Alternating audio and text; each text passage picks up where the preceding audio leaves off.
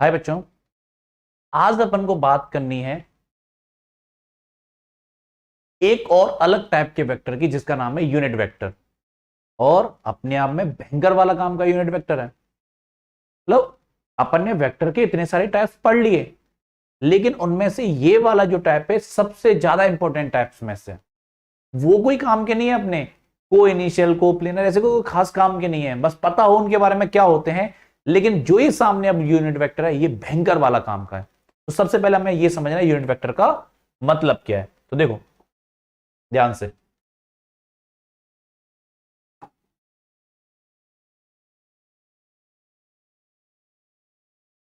इसका मतलब समझना है यूनिट वेक्टर का। सबसे पहले यूनिट वेक्टर का सिंबल क्या होता है, तो इसका हमने थोड़ा सा अलग सिंबल बनाया हुआ है जिससे पता चले ये अलग वेक्टर है।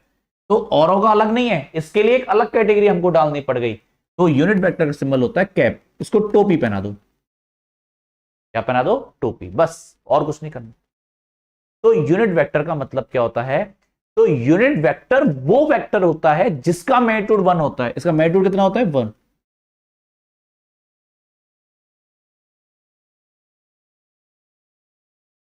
अभी अच्छा, अलग से क्यों पढ़ रहे हैं वो समझ में आ जाएगी सारी बातें। अभी पहले ये समझो यूनिट वेक्टर का मतलब क्या है। तो यूनिट वेक्टर वो एक अलग से वेक्टर हमने एक अलग कैटेगरी में डाला कि जिसका मैग्नीट्यूड कितना होता है? 1। और डायरेक्शन तो उसके पास होगी क्योंकि वेक्टर है, डायरेक्शन होगी इसके पास। ये कोई जीरो वेक्टर नहीं है, ये यूनिट वेक्टर है, इसकी वैल्यू 1 होती है।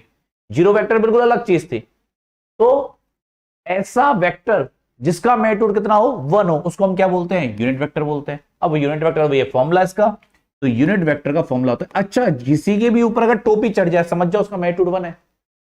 टोपी अलग अलग से, अच्छा ये अगर लिखा हुआ है इसका मतलब मैग्नीट्यूड 1 से अलग है, लेकिन अगर ऊपर टोपी चढ़ जाए तो अपने आप समझ जाओ इसका मैग्नीट्यूड कितना है? 1।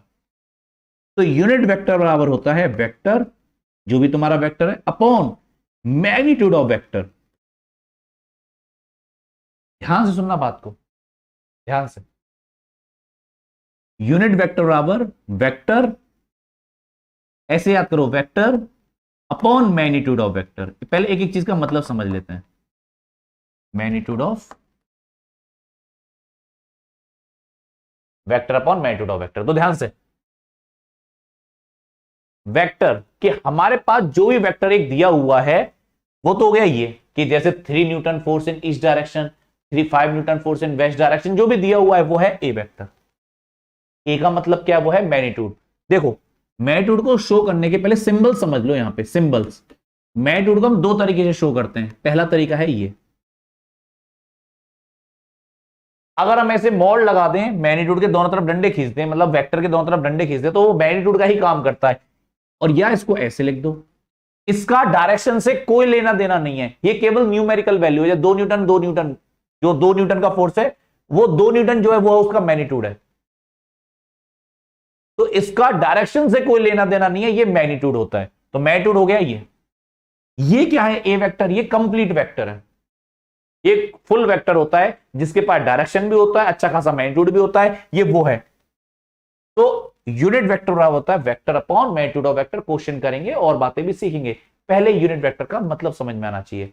तो यूनिट वेक्टर वो वेक्टर होता है जिसका मैग्नीट्यूड 1 होता है। इसके अलावा कोई वेक्टर और होगा, कुछ भी हो और कुछ भी हो तो वो यूनिट वेक्टर कैटेगरी में नहीं आएगा। लेकिन अगर वेक्टर का मैग्नीट्यूड अगर 1 हो गया तो हम उसको किसके कैटेगरी में डालते हैं? यूनिट वेक्टर की। इसका फॉर्मूला होता है, अच्छा अलग से ही दिख जाता है, जिसके ऊपर भी टोपी चढ़ी मिल जाए, कैप लगी मिल जाए, समझ जाओ वो क्या है? वो यूनिट वेक्टर है 100%। तो यूनिट वेक्टर और vector upon magnitude of vector. Magnitude का मतलब होता है जो न्यूमेरिकल वैल्यू 2 न्यूटन, 3 न्यूटन जो फोर्स लग रहा है वो मैग्नीट्यूड है। मैग्नीट्यूड को दो तरीके से रिप्रेजेंट कर सकते हैं, या तो ऐसे या ऐसे, तुम्हारी मर्जी है, इसमें मेरा कोई लेना देना नहीं है। ऐसे कंफर्टेबल है ऐसे लिखो, ऐसे कंफर्टेबल हो ऐसे। ऊपर वेक्टर लगा हुआ नहीं है, समझ जाओ ये मैग्नीट्यूड है बस। डायरेक्शन अगर इसको वेक्टर से ट्रीट करना है तो ऊपर वेक्टर लगा हुआ रहेगा। ऊपर वेक्टर लग जाए तो समझ जाओ डायरेक्शन की बात हो रही है। नहीं लग रहा, कल भी तो बात करी थी लास्ट लेक्चर में ये वाली बात है कि ऊपर मैग्नीट्यूड को डिनोट करना है ओनली, तो ऊपर वेक्टर मत लगाओ, ओनली मैग्नीट्यूड डिनोट हो जाएगा। तो ये होता है यूनिट वेक्टर का मतलब, केवल मतलब बताया, ठीक है।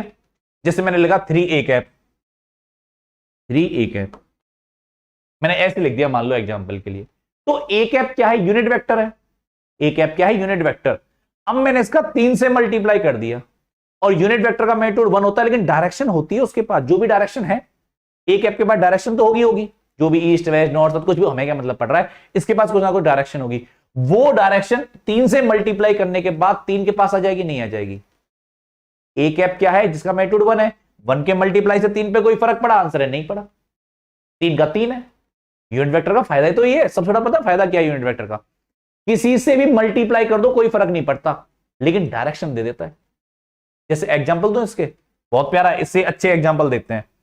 हमारे पास 3 यूनिट वेक्टर बहुत फेमस हैं, जो सबसे ज्यादा यूज होते हैं, वो है ए कैप, जे कैप और के कैप। आई कैप, इसका मतलब है, देखो कैप लग रहा है, कैप लग रहा है मतलब यूनिट वेक्टर है, यूनिट वेक्टर इन एक्स डायरेक्शन, इसका मतलब है यूनिट वेक्टर इन एक्स डायरेक्शन, इसका मतलब है यूनिट वेक्टर इन वाई डायरेक्शन, इसका मतलब है के कैप का यूनिट वेक्टर इन जेड। ये 3 सबसे ज्यादा यूनिट वेक्टर फेमस है। अच्छा, यूनिट वेक्टर क्या हुआ, मैग्नीट्यूड 1 हो गया उसका। अगर यूनिट वेक्टर का मैं किसी से मल्टीप्लाई कर दूं कोई फर्क नहीं पड़ता, क्यों? क्योंकि उसका मैग्नीट्यूड 1 है, और 1 के मल्टीप्लाई से कोई फर्क भी नहीं पड़ता मैग्नीट्यूड के ऊपर, मैग्नीट्यूड के ऊपर 1 के मल्टीप्लाई से कोई फर्क ही नहीं पड़ता।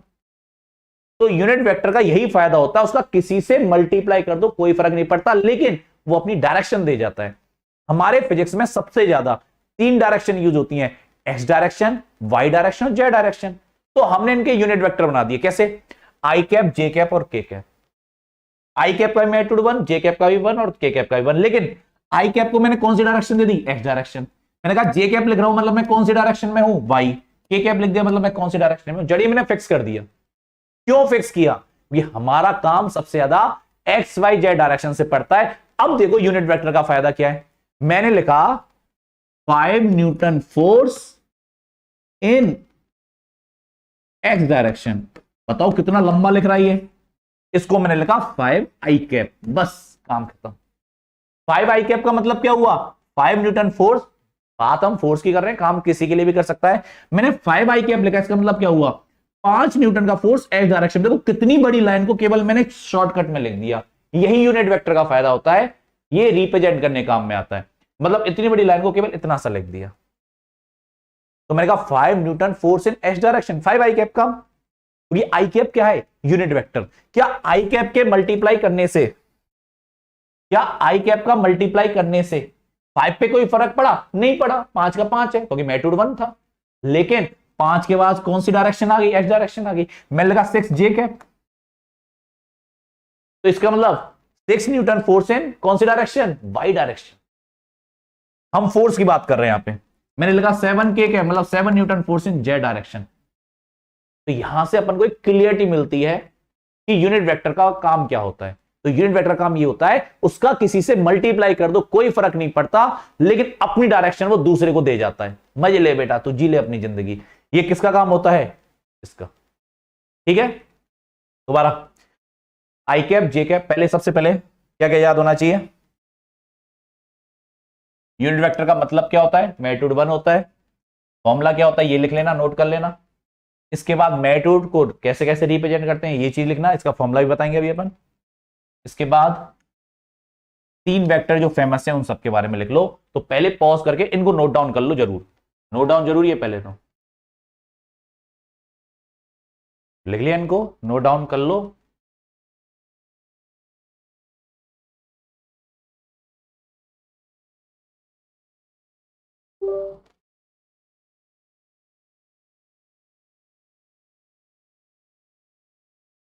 अब देखो छोटे छोटे क्वेश्चंस हैं, इससे होगा कुछ नहीं, बस केवल एक क्लियरिटी आ जाएगी भयंकर वाली यूनिट वेक्टर के बारे में। क्या हो जाएगा? एक क्लियरिटी आएगी भयंकर वाली यूनिट वेक्टर के बारे में। तो ये छोटे छोटे से क्वेश्चन है, इनका फटाफट जवाब देते रहो, मेरी कोई जरूरत नहीं है, तुम्हें आंसर आते हैं सबके। ठीक है, तुम्हें सबके आंसर आते हैं पहले से, बस एक बार वो क्लियरिटी हो जाएगी। 1-2 नोट भी कर लेना इनमें से। चलो इसका आंसर ध्यान से सोचो क्या होना चाहिए। क्वेश्चन क्या है? 20 न्यूटन पॉजिटिव एक्स एक्सिस में, 20 न्यूटन पॉजिटिव एक्स एक्सिस में इसको कैसे लिखेंगे? 20 आई कैप। देखो 20 आई कैप कहां लिख रहा? ये रहा 20 आई कैप पॉजिटिव एक्स, मतलब इससे हमें क्लियरिटी हो जाएगी यूनिट वेक्टर के बारे में थोड़ी सी। चलो अगला, 20 न्यूटन नेगेटिव वाई में क्या लूंगा? 20 न्यूटन नेगेटिव वाई में, नेगेटिव वाई मतलब माइनस जे कैप। देखो आई कैप का मतलब पॉजिटिव एक्स, जे कैप का मतलब पॉजिटिव वाई, के कैप का मतलब पॉजिटिव जेड, ये तो अपन को पता है। लेकिन अगर मैं माइनस आई कैप लिखूं उसका मतलब नेगेटिव एक्स। जैसे मान लो ये पॉजिटिव एक्स है, ये क्या है पॉजिटिव एक्स, तो ये क्या होगा नेगेटिव एक्स। ये है पॉजिटिव वाई, तो ये क्या होगा नेगेटिव वाई। तो आई कैप और माइनस आई कैप में केवल नेगेटिव का अंतर है, तो उसमें देखो नेगेटिव वाई एक्सिस बोला है, बोलो क्या आंसर होना चाहिए 20 अलोंग नेगेटिव वाई, मतलब 20 माइनस जे कैप। 20 माइनस जे कैप कौन सा है, ये वाला। ठीक है, तो छोटे छोटे क्वेश्चन है, इनसे क्या है भयंकर वाली क्लियरिटी बन जाती है। चलो और करते हैं, और क्लियरिटी लेते हैं। इसको बताओ, सोचो सोचो सोचो, मैं नहीं बता रहा, दिमाग चलाओ। सोच लिया। 20 न्यूटन अलोंग नेगेटिव वाई मतलब -20 J cap, 5 newton along positive X axis मतलब +5 आई कैप। तो 5 आई कैप और -20 जे कैप, 5 आई कैप -20 जे कैप। ठीक है, ये आंसर है। आई कैप ये रहा, जे कैप ये रहा, आगे पीछे हो सकते हैं, उसमें क्या दिक्कत आ रही है। ठीक है, तो ये नॉर्मल क्वेश्चंस हैं, ये कोई ऐसा नहीं कि अपने आप को भयंकर समझ लगा, ओह क्या सॉल्व कर रहे हैं, तो बच्चा चीज है। केवल ये कि थोड़ी क्लियरिटी बनी रहे माइंड में, कहीं ये बात सोचने लग जाए ना भयंकर समझ में आ रहा है, गलत फहमी में जीने मत लग जाना। चलो इसका जवाब सोचो क्या है। 20 न्यूटन अलोंग नेगेटिव वाई मतलब -20 जे कैप होना चाहिए। 5 newton along positive X axis मतलब +5 आई cap. 6 newton along positive Z axis, 6 newton along positive मतलब 6 के कैप। देखते हैं कौन सा ऑप्शन है। -20 जे कैप कौन से में आ रहा है, 5 आई कैप +6 के कैप, इसमें आ रहा है बी में, यही आंसर। ठीक है, 5 आई कैप -20 जे कैप +6 के। तो ये इनसे थोड़ी क्लियरिटी बन गई कि हाँ ठीक है, आई कैप जे कैप के कैप का मतलब क्या है। ये एक साथ भी आ सकते हैं कि जैसे एक ही बार में दो दो फोर्स लग रहे हैं की बॉडी पे, तो हम इनको प्लस करते हुए लिखते चलेंगे। ठीक है, क्योंकि ऐसा नहीं केवल 5 आई कैप लिख सकते हो, 5 आई कैप +20 जे कैप मतलब आई कैप मतलब एक्स डायरेक्शन में भी फोर्स लग रहा है और जे कैप मतलब वाई डायरेक्शन में लग रहा है। इसमें तीनों आ रहे हैं मतलब तीनों डायरेक्शन में फोर्स लग रहा है, तो मतलब इसको ऐसे इस कैटेगरी में भी लिख सकते हैं, ये पता होना चाहिए। लिखना आ गया अपन को कि भैया अगर कोई वेक्टर है तो हम उसको लिखेंगे ए I cap +b J cap +c के कैप। अब ए का मतलब हो गया एक्स में कितना मैग्नीट्यूड है, 0 भी हो सकता है नहीं भी हो सकता। बी का मतलब हो गया, जैसे मैं लिखता हूं, मैंने लिखा जनरली हम ऐसे रिप्रेजेंट करते हैं किसी वेक्टर को, ए I cap +b J cap +c के कैप। तीनों आ सकते हैं ना, देख लिया इस क्वेश्चन के थ्रू अपन ने। तो ए आई कैप मतलब आई कैप की डायरेक्शन में कितना है, जे कैप की डायरेक्शन में मैग्नीट्यूड कितना और के कैप की डायरेक्शन में मैग्नीट्यूड कितना। ओके, चलो इनको रिप्रेजेंट करने की कोशिश करो। एरो दिया हुआ है, ये पॉजिटिव एक्स हो गया, ऊपर पॉजिटिव वाई हो गया, इस तरीके से। चलो दिमाग चलाओ, चलाओ चलाओ दिमाग चलाओ। ये क्या है, सबको उनको क्वेश्चंस को पॉज करके लिख लेना, ठीक है, बैग में ले जाके लास्ट वाले लिख लेना, वैसे लास्ट वाले से सारी क्लियरिटी हो जाएगी। ये क्या है 10 आई कैप, ये क्या है -y मतलब -7 जे कैप, और ये 12, ये पॉजिटिव वाई है, ये नेगेटिव वाई है तो -7, और ये पॉजिटिव एक्स है मतलब 10 आई कैप। ओके, देख लो, नोट कर लो, पॉज करो और इसको भी नोट कर लो, जरूरी है ये। लिख लिया, चलो इसको नोट करो, यानी इसको सॉल्व करो। ये क्या लिख रहा है, represent the vector in term of unit vector. देखो ये क्या है 8 आई कैप, और ये किधर जा रहा है, देखो हेड किधर है, नीचे की तरफ मतलब नीचे की डायरेक्शन में, नीचे की डायरेक्शन मतलब -5 जे कैप। इसको लिखो 50 इधर नेगेटिव एक्स में जा रहा है मतलब -50 आई कैप, ये माइनस का आई कैप होगा। ये ऊपर की तरफ है मतलब 45 जे कैप। ये किधर है बाहर की तरफ, इसका मतलब होता है बाहर ऐसे, तो ये हो गया पॉजिटिव के मतलब +30 के कैप। वहीं अंदर अगर अगर ये अंदर की तरफ होता तो ये माइनस का होता। पॉजिटिव एक्स पॉजिटिव जेड का मतलब होता है ऐसे बाहर, पॉजिटिव जेड मतलब ऐसे बाहर मान लो, तो +30 के कैप। अगर ये बाई चांस ऐसे होता, ऐसे अंदर की तरफ होता इस तरीके से, तो इसको माइनस के कैप बोलते हैं। लेकिन ऐसे आ रहा है मतलब बाहर की तरफ है +30 के कैप। इनको भी नोट कर लो। तो जो कोई वेक्टर्स हैं हम उन वेक्टर को यूनिट वेक्टर की टर्म में रिप्रेजेंट कर सकते हैं, ये अपन को पता होना चाहिए। देखो एक एग्जांपल देखना, ये बहुत काम आने वाली चीजों में से है कि जैसे मान लो ये कोई कोऑर्डिनेट है 3 4, कोई वेक्टर है उसका जो कोऑर्डिनेट है वो दे रखा है 3 4, ठीक है। अब इसको मुझे यूनिट वेक्टर की टर्म में लिखना है। 3 का मतलब एक्स कोऑर्डिनेट और 4 का मतलब वाई कोऑर्डिनेट। तो उसको मैं कैसे लिख सकता हूं कि 3 I cap plus 4 j cap, इसको मैं ऐसे लिख सकता हूं, इस वेक्टर को 3 I cap plus 4 j cap, इस तरीके से अपन लिख सकते हैं। जैसे एक और, इनको नोट कर लेना, एक सारी चीजों को नोट कर लेना। जैसे इसका कोऑर्डिनेट है किसी पॉइंट का 5 और 6, तो मैं इसको वेक्टर में कैसे लिख सकता हूं 5 आई कैप प्लस 6 जे कैप। मान लो जेड कोऑर्डिनेट भी दे रखा है तो वो भी प्लस हो जाएगा इसके अंदर। तो हम कर क्या रहे हैं, यूनिट वेक्टर को रिप्रेजेंट करना सीख रहे हैं। अभी यूनिट वेक्टर अभी निकालना नहीं सीखा, यूनिट वेक्टर का भी तो फॉर्मूले हैं हमारे पास, वो यूज करना सीखेंगे। तो यूनिट वेक्टर को हम कैसे रिप्रेजेंट करते हैं इन क्वेश्चन से भयंकर वाला परफेक्ट समझ में आ जाता है, कोई दिक्कत की बात है नहीं। यहां पे आ भी गया होगा तुमको समझ में कि इसका मतलब क्या है, इसका मतलब क्या है, आई कैप कब यूज करना है, जे कैप कब यूज करना है, एक साथ कैसे यूज करना है, बीच में प्लस लगाना है, कोऑर्डिनेट्स अगर दे रखे हैं तो उसको हम ऐसे लिख सकते हैं। मतलब अगर तुमसे कहा गया कि 5 आई कैप प्लस 6 जे कैप है, मतलब कोऑर्डिनेट 5 और 6 है उसके, ऐसे समझ सकते हो उस बात को। ये काम आती हैं बातें, ये छोटी छोटी बातें हैं, लेकिन अपन ध्यान नहीं देते, तो इसलिए फिर बाद में जब क्वेश्चंस करते हैं उनमें दिक्कत आती है। तो ये छोटी छोटी बातें याद रखना, ओके, ठीक है।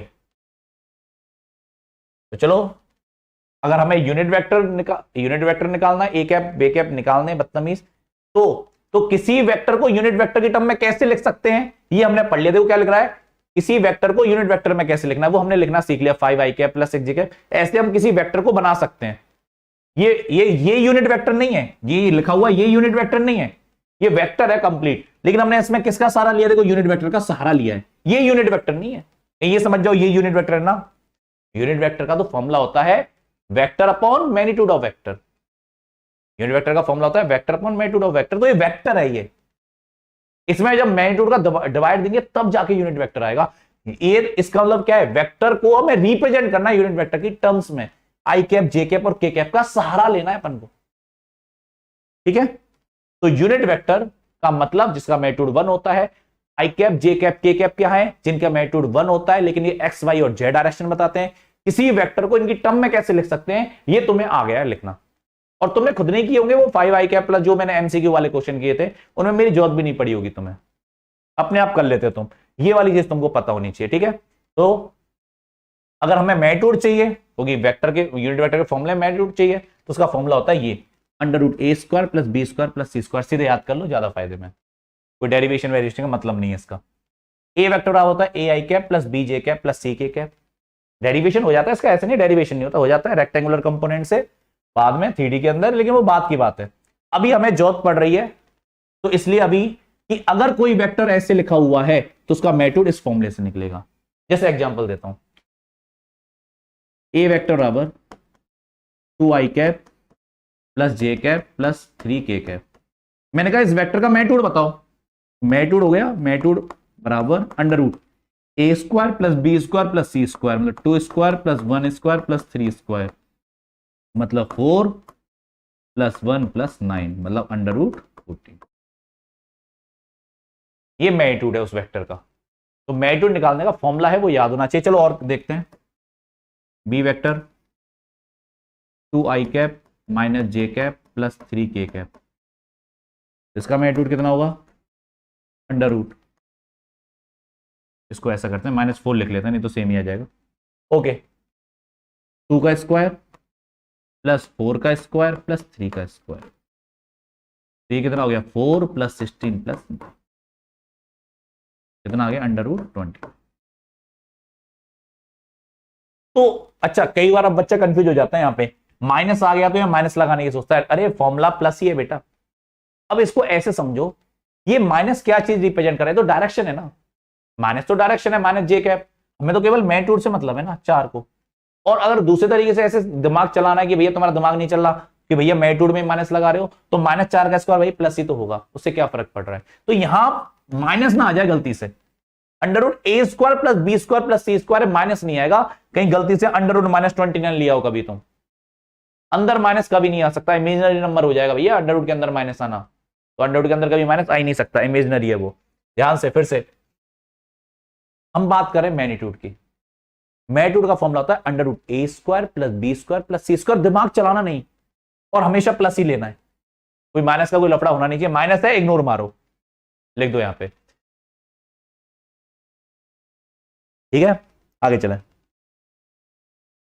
तो ए वेक्टर हमारे पास हो गया, बी वेक्टर हमारे पास हो गया, और इनके मैग्नीट्यूड का फॉर्मूला हमको आगे अब सीखेंगे यूनिट वेक्टर निकालना। अब आएगा यूनिट वेक्टर निकालना। ये थोड़ा कि पहले से यूनिट वेक्टर अपन को समझ में आ जाएगा। यूनिट वेक्टर के लिए पहले वेक्टर निकालना सीखा कि वेक्टर कैसे लिखते हैं, ये हमने सीखा, इतनी देर से सीख रहे थे। फिर हमने मैग्नीट्यूड का फॉर्मूला सीखा, अब सीखेंगे यूनिट वेक्टर निकालना। अब आएगा ना मजा। तुम मेरा यूनिट वेक्टर का क्वेश्चन हमसे पूछा, मैग्नीट्यूड बताना है, एफ और बी दो वेक्टर दिए हुए, इनका यूनिट वेक्टर बताना है। अरे ये तो मैग्नीट्यूड का क्वेश्चन है, मैग्नीट्यूड निकाल लेना, खुद सॉल्व कर ले। तो magnitude under A square plus B square plus C square खुद निकाल लो, ठीक है। ये तो मैग्नीट्यूड का क्वेश्चन है। तो मैग्नीट्यूड, चलो इसी के यूनिट वेक्टर की प्रैक्टिस करते हैं। मैग्नीट्यूड तो तुम निकाल ही लोगे। मैग्नीट्यूड कैसा आएगा, magnitude of f under root 30 का स्क्वायर प्लस 2 का स्क्वायर प्लस 3 का स्क्वायर, ये तो हो गया मैग्नीट्यूड, ठीक है। अब हमसे पूछा इसका यूनिट वेक्टर बताओ, तुम कहोगे एफ का यूनिट वेक्टर हो गया एफ कैप, इसका फॉर्मूला होगा vector upon magnitude of vector. अरे यूनिट वेक्टर का फॉर्मूला यही तो होता है, vector upon magnitude of vector. Formula तो याद है ना। वेक्टर क्या है, ये है एफ वेक्टर 30 आई कैप, ऐसा का ऐसा लिख दो, दिमाग में चला देना, यही तो वेक्टर है, upon magnitude of vector. Magnitude ये रहा अंडर रूट 30 का स्क्वायर, सॉल्व तुम्हें ही करना है, 2 का स्क्वायर प्लस 9 मतलब 3 का स्क्वायर। देखो सॉल्व कर लेना, इसको सॉल्व कर लेना, बस आगे सॉल्व मत कर देना भाई, पता चला जाने क्या क्या सॉल्व करने बैठ गए तुम, ठीक है। केवल इसको सॉल्व करना है। तो एफ के बराबर हुआ F vector upon magnitude of F. इसको ऐसा का ऐसा लिखो, अंडर रूट के अंदर जो आ रहा है भाई, ये पूरा ये हमारा आंसर हो जाएगा। जैसे एक और करो, वी कैप, इसको खुद ट्राई करो, v vector on magnitude of b, v vector 5 I cap minus 2 J cap plus 5 k cap upon magnitude, magnitude निकालो अंडर रूट 5 का स्क्वायर 25 प्लस 4 प्लस 25।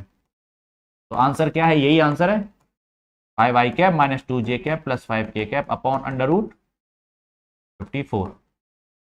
बस ये आंसर है, यहीं छोड़ देना, यही आंसर है। अब इसके आगे दिमाग नहीं चलाना। तो पहले एक बार इनको पॉज करके अपने आप पहले क्वेश्चंस को एक बार देख लो, सॉल्व कर लो, फिर आगे का लेक्चर देखना भाई। तो बिल्कुल सिंपल क्वेश्चन है, कोई ऐसे टफ क्वेश्चन नहीं है, केवल फॉर्मूला लगाओ सीधे आंसर, यही है। इसको आगे सॉल्व नहीं होता, और ना कोई यूनिट लगेगी ना कुछ। जो यूनिट वेक्टर होते हैं उनके पास यूनिट लेस और डायमेंशन लेस होते हैं। आई कैप है, उसके पास कोई यूनिट और कोई डायमेंशन नहीं है, वो यूनिट लेस डायमेंशन लेस है। उसका किसी से मल्टीप्लाई कर दोगे, उसी के साथ रहने लग जाएगा। जैसे आई कैप को फोर्स से मल्टीप्लाई करोगे, वो फोर्स का यूनिट वेक्टर हो गया। वेलोसिटी से मल्टीप्लाई करोगे, वेलोसिटी के साथ भी एडजस्ट हो जाएगा, वो किसी के साथ एडजस्ट हो जाते हैं। ये यूनिट और लेस और डायमेंशन लेस होते हैं, ठीक है, यूनिट वेक्टर्स। तो यही आंसर है, बस कितना सही है। चलो एक क्वेश्चन कर लो, इसको सॉल्व करो आराम से पॉज करके। कि पहले ए वेक्टर का यूनिट वेक्टर, फिर बी वेक्टर का, फिर ए वेक्टर प्लस बी वेक्टर का, फिर बी वेक्टर माइनस ए वेक्टर का, इनके यूनिट वेक्टर निकाल। ठीक है, पॉज करके कर लो, मैं तो सॉल्व कर रहा हूं। देखो एक वेक्टर बराबर हमें ए कैप चाहिए, तो ए कैप क्या हो गया, पहला क्वेश्चन कर रहे हैं, A vector upon magnitude of A vector. A vector कितना, ऐसा का ऐसा लिख दो उसको, तो 3 I cap minus 2 J cap plus 3 K cap upon magnitude का formula under root A square plus B square plus 6। ये आंसर है, अंडर रूट को देख लेना किसी तो आ रहा है। सेकंड बी कैप चाहिए अपन को, बी कैप का फॉर्मूला हो गया b vector upon magnitude of b. क्या रहा बी वेक्टर, 5 आई cap plus 4 j cap plus 5 k cap upon under root 25 plus 16 plus 25। ठीक है, तो यही आंसर है। अब देखो ये तो तुमने कर लिया होगा, इसमें गलती हो जाती है तीसरे में। A vector plus b vector का यूनिट वेक्टर चाहिए, इसका यूनिट वेक्टर ए वेक्टर प्लस बी वेक्टर का। तो पहले a vector plus b vector निकाल तो लो, पहले निकालो a vector plus b vector. मान लो उसका नाम सी है, a vector plus b vector का नाम सी रख लो। तो पहले ए प्लस बी एक नया वेक्टर निकाल लो, उसके बाद यूनिट वेक्टर निकालना। तो पहले ए प्लस बी कर लो, 5 और 3 8 माइनस 2 प्लस 4 2 जे कैप माइनस हो जाएगा, वो तो तुम तो प्लस ही कर रहे हो, लेकिन 4 में 2 जाके 2 आएगा, और 5 और 3 8, ये a प्लस बी आ गया। तो सी कैप क्या होगा, इसका यूनिट वेक्टर निकालना है, तो सी कैप बराबर हो गया C vector upon magnitude of C. C vector ऐसा का ऐसा लिख दो, upon magnitude of C under root 64 plus 4 plus 64, ये आंसर। अब पता कई बार बच्चे क्या करते हैं इसके अंदर, पहले क्या करते हैं वो ए कैप निकालते हैं, फिर बी कैप निकालते हैं, इन दोनों का प्लस कर देते हैं। अरे मैंने A cap plus B cap नहीं पूछा, A cap plus B cap पूछता तो क्या होता, जैसे मैं तुमसे पूछता A cap plus B cap बताओ, तुम क्या करते, पहले ए कैप निकालते, फिर बी कैप निकालते, फिर प्लस करते। लेकिन मैंने क्वेश्चन क्या पूछा, ए प्लस बी का यूनिट वेक्टर, पहले इनको प्लस करो, उसके बाद जो क्वांटिटी आ रही है सी उसका यूनिट वेक्टर निकालना है। और निकालना कैसे, जैसे निकालते हो ऐसे सेम फोर्थ वाले का करो। सिंपल चीज चल रही है यार, ये बिल्कुल सिंपल लेक्चर है आज का। आज के लेक्चर में मैं दिमाग की बात कर ही नहीं रहा, बस यूनिट वेक्टर को थोड़ी सी अलग से इज्जत मिलनी चाहिए, बात ये है। यूनिट वेक्टर अलग से इज्जत वाला टॉपिक है। चलो ठीक है, निकालो। पहले क्या करना है, मान लो एक नया वेक्टर है डी, हमें क्या करना है बी माइनस ए, इसका यूनिट वेक्टर चाहिए। बी में से ए को माइनस करना है, बी में से ए को माइनस कर दो, 5 में 3 गए, कितना आया 2 आई कैप। इसमें से इसको माइनस करोगे, माइनस माइनस क्या हो जाएगा प्लस, ये तो आता होगा, तो क्या हो जाएगा 6 जे कैप, और 5 में से 3 गए तो फिर से 2 ए। तो बी में से ए को माइनस कर दो, तो जो आया वो मैंने तुम्हारे सामने लिख दिया। तो डी कैप बराबर हो गया d vector upon magnitude of d, 2 i cap plus 6 j cap plus 2 k cap upon magnitude under root 4 36 plus 4। ठीक है, तो जो भी आया मैंने वहां लिख दिया है, सॉल्व कर लेना, आंसर आ जाएगा अपने आप। यही आंसर है अपना, तरीका यही है। तो ये है यूनिट वेक्टर निकालने के तरीके कि यूनिट वेक्टर होता क्या है, काम कैसे आता है, कि भैया इसका किसी से मल्टीप्लाई कर दो कोई फर्क नहीं पड़ता, इसके पास यूनिट और डायमेंशन लेस होता है, कोई फर्क नहीं, किसी से मल्टीप्लाई करते फिर इसका। तो उसके बाद क्वेश्चन कैसे सॉल्व होंगे, उस क्वेश्चन के लिए पहले हमने मैग्नीट्यूड निकालना सीखा, और उससे पहले ये सीखा कि वेक्टर को रिप्रेजेंट कैसे करते हैं। लेकिन अभी एक क्वेश्चन बाकी है, इसको और सॉल्व करो, पॉज करो और इसको और सॉल्व करो। Find the value of x, हमें किसकी वैल्यू चाहिए, एक्स की वैल्यू चाहिए अपन को। हाँ, तो क्या ही value, find the value of X. देखो कईयों से सॉल्व होता नहीं है, लेकिन सिंपल क्वेश्चन है ये बिल्कुल। Find the value of x, हमें एक्स की वैल्यू चाहिए यदि जो ए वेक्टर है यूनिट वेक्टर है। ए वेक्टर यूनिट वेक्टर है, इस बात का मतलब ये हुआ कि इसका मैग्नीट्यूड 1 होना चाहिए। कोई वेक्टर यूनिट वेक्टर, इसका मतलब मैग्नीट्यूड 1 होता है इसका। तो इसका मैग्नीट्यूड जो है ए का under root A square plus B square plus C square जो है, ये किसके बराबर होना चाहिए, ये 1 के बराबर होना चाहिए। तो क्वेश्चन में कहिए यूनिट वेक्टर है यार, क्वेश्चन में कहिए यूनिट वेक्टर है, तो भाई मैग्नीट्यूड 1 होना चाहिए अगर तू यूनिट वेक्टर है तो। चलो अंडर रूट 0.5 का स्क्वायर प्लस 0.8 का स्क्वायर प्लस एक्स का स्क्वायर बराबर 1। ओके, दोनों तरफ स्क्वायर कर लो, 1 का स्क्वायर तो 1 ही रहेगा, तो 0.25, ये 0.64, और ये क्या हो गया एक्स स्क्वायर बराबर 1। तो ये कितना हो गया 0.89 प्लस एक्स स्क्वायर बराबर 1। तो एक्स स्क्वायर बराबर आ गया 1 माइनस 0.89, मतलब एक्स स्क्वायर बराबर 0.11। तो एक्स की वैल्यू आ गई अंडर रूट 0.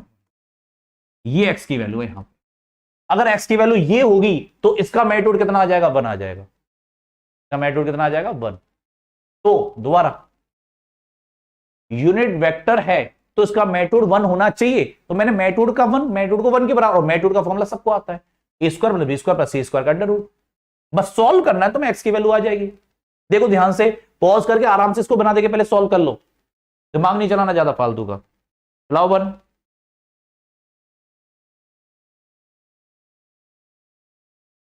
अच्छा तो नॉर्मल है इसका। जैसे देखो एक क्वेश्चन ले लो, चाहे ये आराम से सॉल्व करना। ए वेक्टर बराबर 0.4 आई कैप प्लस 0.8 जे कैप प्लस एक्स के कैप। इसमें एक्स की वैल्यू निकालना आराम से बैठ के, ये होमवर्क है, ठीक है, ये होमवर्क है, देख लो ध्यान से, लिख लो, नोट डाउन कर लो इसको जल्दी से। सेम ही क्वेश्चन है, बस मैंने 5 किया, क्या कर दिया 4 कर दिया, थोड़ी सी प्रैक्टिस हो जाएगी इसलिए। तो हमें एक्स की वैल्यू चाहिए यदि वेक्टर जो गिवन है वो यूनिट वेक्टर, यूनिट वेक्टर का मैग्नीट्यूड 1 होता है, सबको आता है, सब उससे आ रहा है। ठीक है, तो ये था यूनिट वेक्टर के बारे में कि यूनिट वेक्टर्स क्या होते हैं। अलग से लेक्चर बनाना पड़ा यूनिट वेक्टर का, क्योंकि आगे जाके काम आने वाली चीज है भयंकर। अगर यूनिट वेक्टर नहीं आता, मतलब वेक्टर नहीं आता, अपन को हम कितनी भी जोड़ लगा लें, तो यूनिट वेक्टर का मतलब ये था। अब एक छोटी चीज और सीख लेते हैं, फर्जी चीज, कि multiplication of vector with scalar quantity. अगर कभी किसी वेक्टर का स्केलर से मल्टीप्लाई करना पड़े, स्केलर मतलब 3 4 5 इनसे मल्टीप्लाई करे, तो नॉर्मल मल्टीप्लाई करो, डू नॉर्मल मल्टीप्लाई। देखो खतरनाक इंग्लिश लिख रही है यहां पे, और फालतू की अकल नहीं चलानी, ठीक है। नॉर्मल मल्टीप्लाई करो भैया, फालतू की अकल नहीं चलानी अपन को, ध्यान से, ठीक है। तो नॉर्मल मल्टीप्लाई, जैसे हमसे कहा कि 3 का मल्टीप्लाई कर दो 5 आई कैप में, तो ये तो वेक्टर हो गया, इसका मल्टीप्लाई कर दो तो कितना हो जाएगा, नॉर्मल मल्टीप्लाई करो 15 आई कैप। तो स्केलर का अगर हमें वेक्टर से मल्टीप्लाई करना है तो वो नॉर्मल मल्टीप्लाई होता है, इसमें कोई ज्यादा खास दिमाग चलाने वाली बात है नहीं। जैसे मैंने लिखा 3 I cap plus 4 j cap plus 7 के कैप, ऐसे लिख दिया। मैंने कहा इसका 2 से मल्टीप्लाई कर दो, तो वेक्टर का स्केलर से मल्टीप्लाई कर रहा हूं, तो नॉर्मल मल्टीप्लाई कर दो, 6 8 14, बस काम खत्म। नॉर्मल मल्टीप्लाई करना है, दिमाग नहीं चलाना। तो फर्जी बात है, कोई दिमाग फालतू में चलाओ मत। तो अगर किसी वेक्टर का हमें नॉर्मल मल्टीप्लाई करना पड़े, जैसे ये मैंने एग्जांपल लिखा हुआ है F बराबर M है, तो A क्या है, जो A होता है ये वेक्टर होता है, F भी वेक्टर होता है। लेकिन F कब आता है हमारे पास, जब मैं A में M का मल्टीप्लाई कर दूं। M क्या है, स्केलर, मतलब ऐसी जो अपन को पड़ जाती है तो बच्चा सोचता है को दिमाग चलाने की, तो कुछ नहीं करना, नॉर्मल मल्टीप्लाई करना होता है। जैसे A वेक्टर में मैं M मतलब स्केलर का नॉर्मल मल्टीप्लाई करूंगा, तो हमारे पास क्या आ जाएगा, F वेक्टर आ जाएगा। तो वेक्टर का कभी भी अगर मल्टीप्लाई स्केलर से करना पड़े तो जो तुम्हें आता है वही करना, फालतू का दिमाग मत चलाना। आज के लिए इतना ही, थैंक यू, गुड नाइट।